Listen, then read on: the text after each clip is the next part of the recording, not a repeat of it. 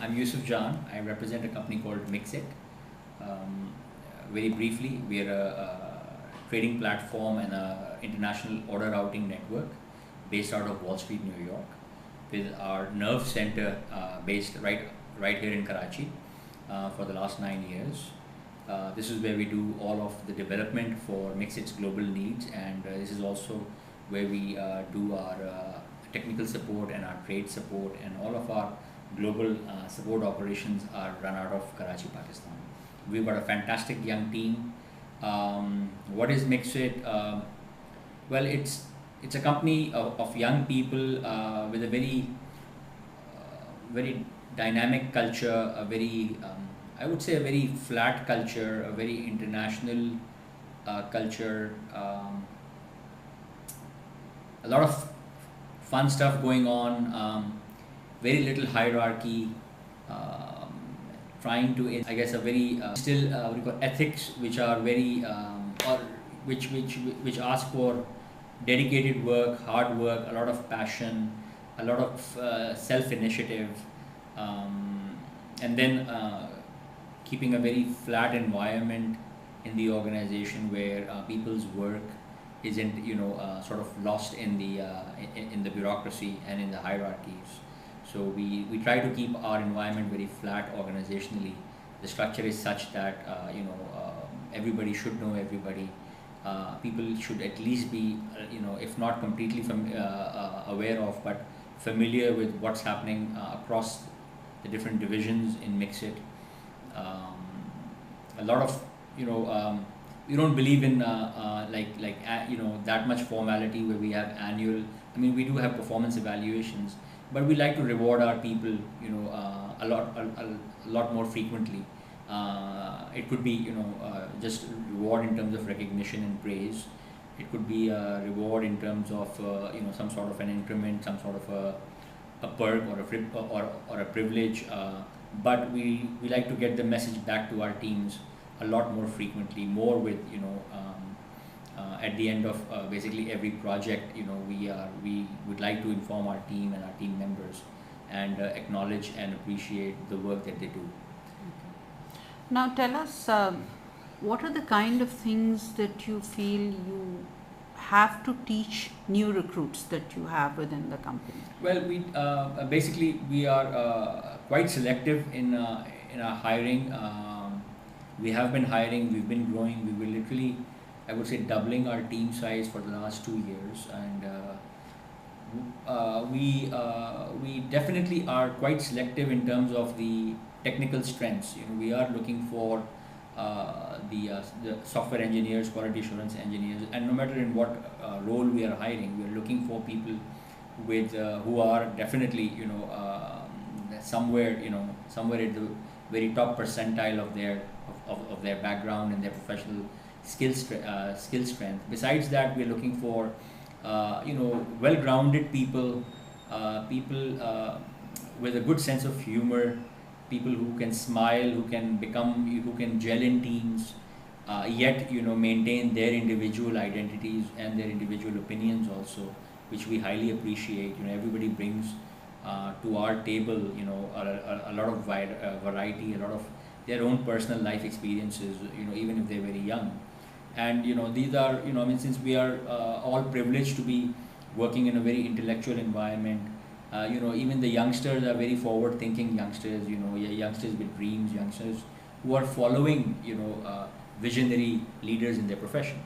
So we like to we like people with their own individual strengths, their opinions, and who are willing to speak up their mind on not just technical projects, but even in our day-to-day discussions and conversations that we're having with Mixit. So people who are really technically strong, but well-grounded, down-to-earth, people with a great sense of humor, who can enjoy the very crazy conversations that happen at Mixit lunchroom and in the Mixit gatherings. We go to a lot of picnics, bowling, stuff like that. So we do maybe dinners and karaoke nights at Mixit. So we like people who can be part of our team. Okay. Now, Thanks. Are there any particular areas where you've seen growth within the people that you have hired? Because you've been here for 9 years now, and there are people who started their careers with you. What kind of growth have you seen in some of the individuals? Well, tremendous growth, and I think it comes. All of these youngsters are tremendously dynamic. They're packed with talent, from what I've seen is basically they need to be challenged.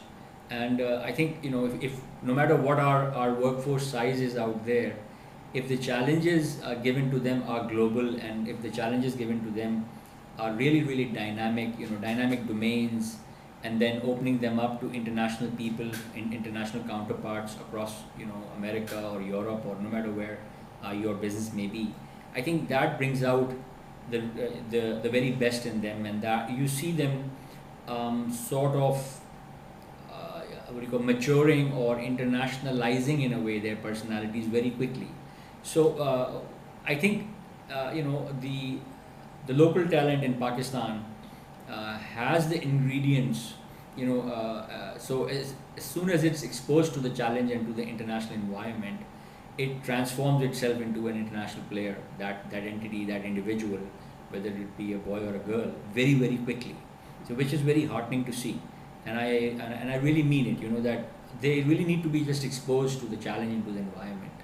And I think within a matter of weeks they make teams sitting across oceans, maybe on the internet, through WebEx demos, through conference calls. They make the teams feel that that these young men and women are probably sitting somewhere in New York, maybe in some other building across Broadway, or maybe in London or whatever. So that's what I've seen. You expose them to the challenge and to a really international situation, and within weeks they adjust, and people at the other side will hardly ever notice that these people, maybe these youngsters, may be sitting somewhere in Pakistan, or that they've never really yet traveled internationally. Okay. People have to understand a very very basic point is that a lot of the international metropolitan cities of the world really are very similar.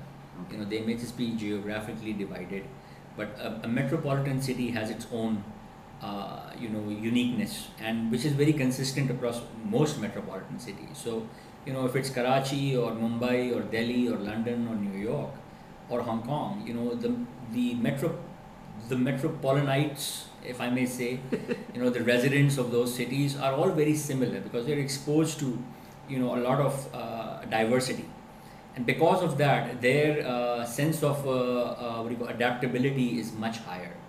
Their skills, strengths evolve into being able to work with people of multiple diversities. Even it could be local. If you could be sitting in Hong Kong, there may be people from China and from across the islands or whatever coming in, everybody with their own dialect and with their own nuances.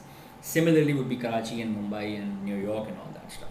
So people have to understand that youngsters in metropolitan cities across the world are quite similar to each other, and even senior professionals working in these metropolitan cities are used to working with such diversity. So I worked in New York for a very long time in my life, and I probably worked with, I don't know, maybe 50 to 100 different nationalities right there in New York. So people, the local New Yorker was used to working with somebody from Trinidad and Tobago, and then Karachi, and then Saudi Arabia, and then Ethiopia or whatever. They're used to those accents, and they're used to working and understanding with them.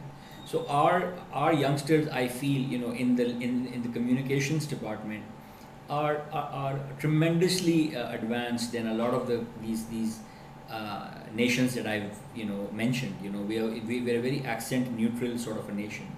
So that comes across, and clients on the other end really, I think, have a lot less issues in working with our youngsters because of their really fantastic communication skills.